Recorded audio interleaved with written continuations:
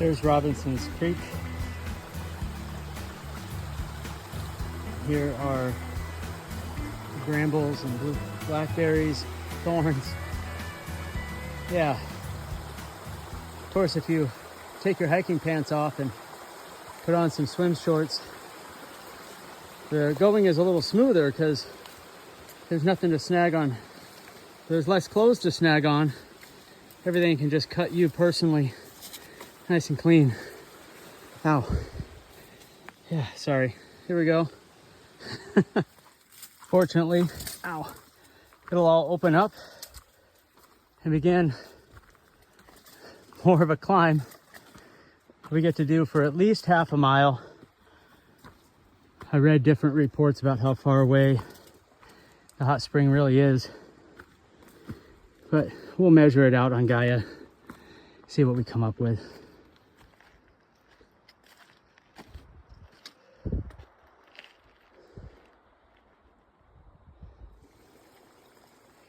What did we find, Sheba? Another little creek crossing. Go ahead, girl, get some water.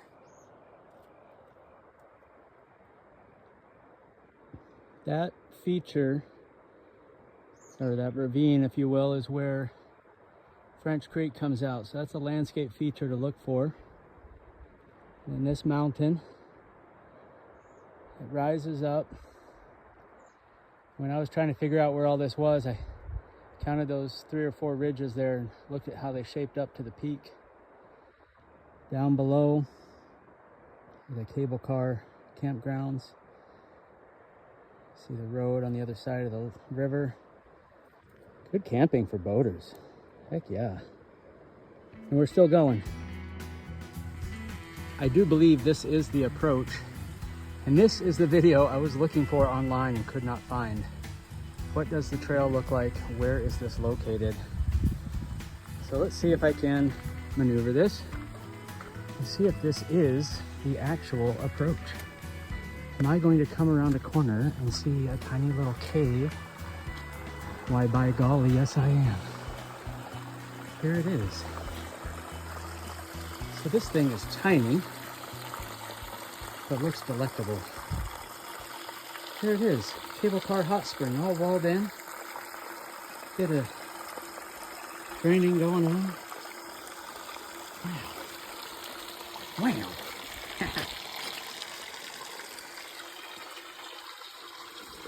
First impressions.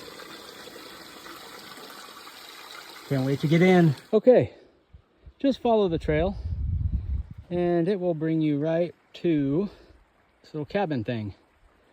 And I'm not sure if this is where the old log deal is. Let's look. Hi, it is. What do you know? They took the roof off so people don't die. But, oh, they also drained it. There's not really any water in here. I don't know if I'm too worried, Sheba. Some other pile of wood down there. Obviously nothing we're interested in. There's the roof. Yeah, I mean, it's cool. But yeah, I had no reason to get partially wet. Let's go back to cable car hot springs and rest. This opening is deeper than I thought it would be. It came up to my thigh. Hi, Sheba. There's that legendary view. It is a little bit creepy because I hear noises from behind me.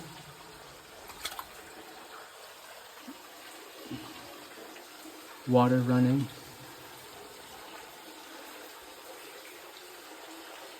Deep, dark tunnel. So we're gonna go ahead and explore a little bit. I can feel the air getting warmer. No bats yet. Let's get in the shadow. Let's go back. Hot. There it is.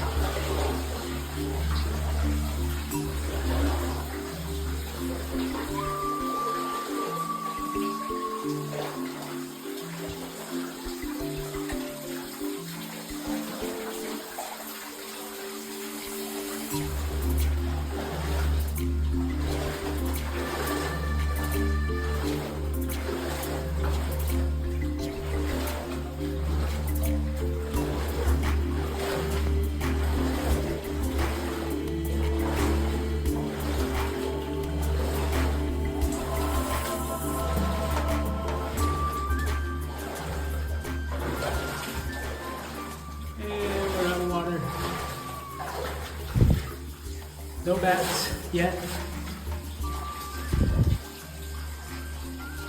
One dead end. Two dead ends. Nice and hot back here.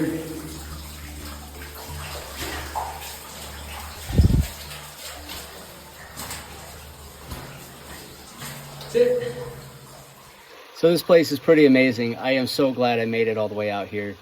The hike in is absolutely horrendous. The first couple of miles, not so bad. Trail fades out here and there, but you can find it easy enough. But after that, there's private property that you have to get permission to cross, which the guy's nice, gave me permission to do. But the trail's not maintained on his property, so you're just like trying to bushwhack your way through, you know, without being disrespectful or creeping up on the homestead. And then after his property, there's no maintenance whatsoever. So there's remnants of the old trail, but there's all these downed trees, and there's blackberries everywhere, and briars and thorns, and there's poison oak, and of course, you know, this is prime country for snakes. I've seen like 7 snakes, 2 of which were rattlesnakes in the grass. Thankfully, they just let us know they were there and rattled until we were gone. No big deal. The rest were gardener snakes. You know, and then, but man, it was so hard to navigate the terrain because you're on a steep slope of the mountains coming down to the water most of the time. And, you know, fortunately I had Gaia maps to tell me where the trail was supposed to be so I could at least realign myself. But it's just all this stuff in the way, and you're just kind of all over trying to find it. It made it hard to enjoy the hike. And the scenery out here is so epic. It's just beautiful. Rugged, right? That kind of barren, rugged, it's Idaho, it's Salmon River, Idaho, it's amazing. And I just found it hard to really enjoy being where I was because I was having to off-trail navigate and be careful where I was. And I was getting snagged up in thorns and briars all the time. And so it was very difficult going. But we made it, and we set up camp just below the foundations and the old village, I guess you could call it. So we get up here. It's not a bad hike up here, and the trail is well worn because a lot of people have been doing it.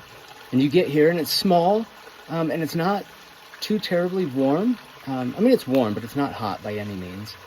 But I think what's fascinating is the history of it.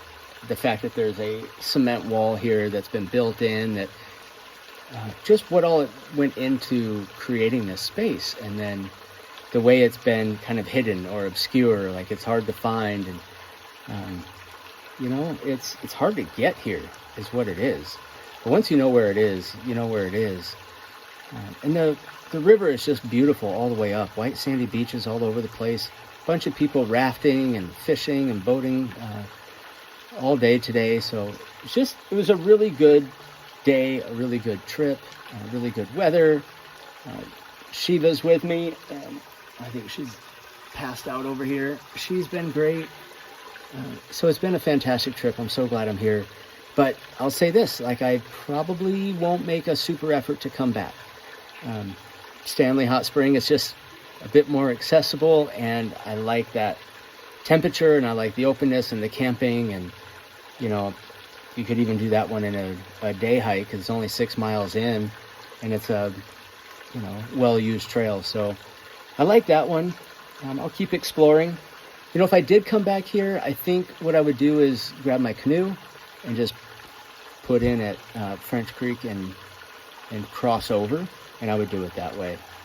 Certainly wouldn't bother hiking in again. All in all, I'm so glad I came. I'm so glad I'm here.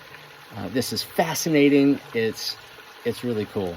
And yeah, I'm just grateful. Grateful to be here, grateful for the scenery, grateful for everybody and everything that went into making this possible. Peace.